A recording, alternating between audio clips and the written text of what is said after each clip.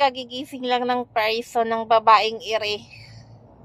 Nagising ako kanina 3:30, din umalis ako, pumunta ako ng obrero para Good morning, madlang people.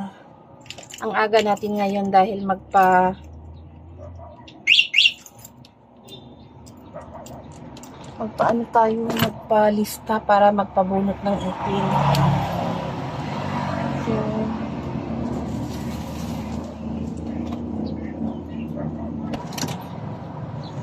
pakita ko sa inyo kung gaano katahimik lugar na to busy tuwing pero ngayon madaling araw pa kasi.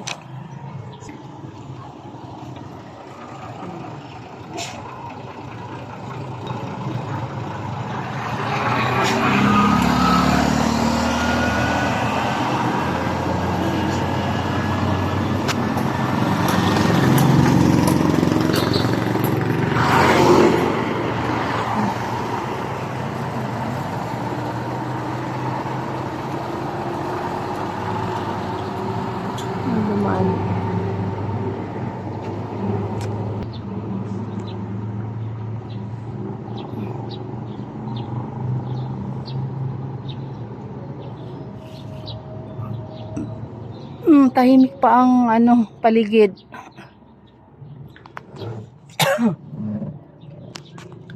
So ayun, tahimik pa ang paligid pero maya-maya niyan mga 7, 8 bukas magsipagbukasan na yung mga establishment.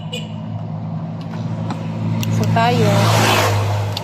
punta tayo ng obrero para magpalista. Baka meron ng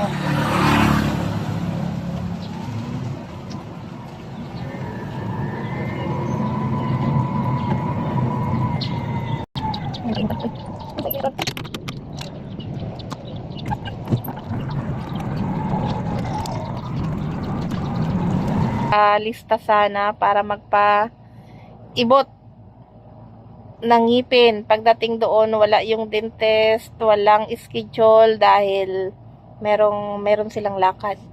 So, pagbalik, dumaan ako ng Langihan, bumili ng bibingka.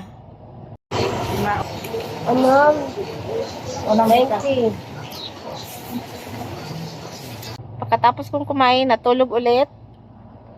At ito ngayon, di naman talaga ako nakatulog. Pikit-pikit lang ng mata, nakahiga. Ako lang mag-isa dito kasi yung mga bata nasa Tiago. Ay, ba? Ang tahimik ng bahay pag mag-isa.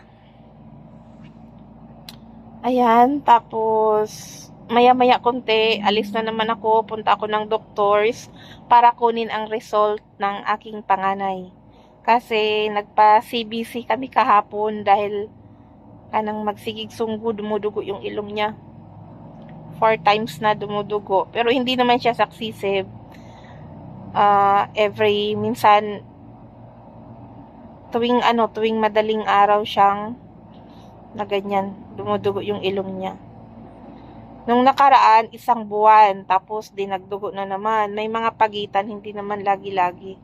So, binigyan siya nung nagpa-check up kami kahapon, binigyan siya ng resita, meron siyang pang-spray sa ilong, at meron siyang gamot na iniinom, at vitamins, iron. Kasi sabi ko sa doktor, kuhaan ng CBC, makita yung dugo. Kasi bakit siya magsungguoy? Yun, ganun. Hindi ako nagbukas ng tindahan. Tinamad na ako magtinda, sa totoo lang.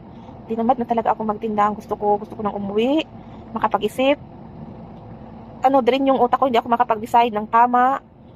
Mahirap mag-decide. Lalo na may mga bata na involved. Yun. Mahirapan mag-decide dahil may mga bata, pero kung sarili ko lang, yung iniisip ko is gusto ko na talagang umuwi. Uwi na ako noon pa. Pero may mga batang involved. Hirap. So, bye-bye! Good morning sa lahat.